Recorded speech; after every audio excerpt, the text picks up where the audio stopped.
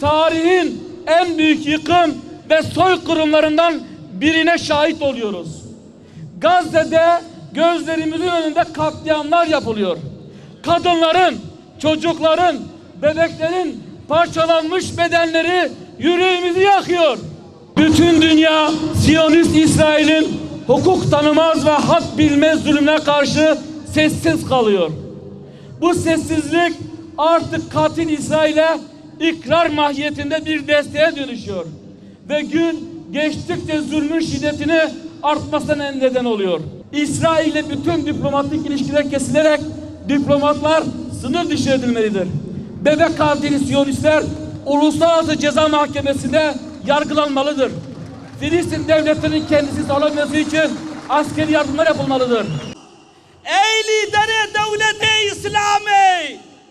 Xuda ve zelil kirya ve ne zahtir zelil bibin ve ne baş bizanibin ve ne hevyaçına ve ne kengi beri fi milleti vakin jibakub havara brai khabaharin em dibejin edi basa peşya fi milleti vakin arda fi milleti jisiyonista pakış bikin van temsilcilik van neyarema بردنا وانا كي جناب خوبي خندر كام ميزيننا وشتكنش برايما نياريما بونا يك برايماش ناسا دمرين برايماش في عافيتي دمرين برايماش في درمانتي دمرين بومبا بسري وارد بارن ياسخ بيش وراي سروكي دولة إسلامي وإن كان قزك نان بدنا براي خوا وإن كان قرطك عبس براي خورا بشينن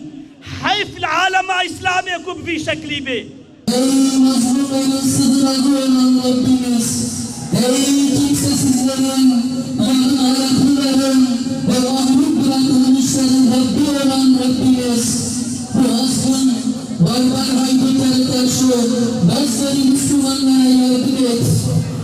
Onlara direnme ve dayanma gücü ver. Vaat ettiğin zaferlerle yüzlerini güldür. Secde sana yönelen Gazze'li şehitler hürmetine, yıkılan camiler ve mabetler hürmetine, Gazze'li kardeşlerimize güç ve kuvvet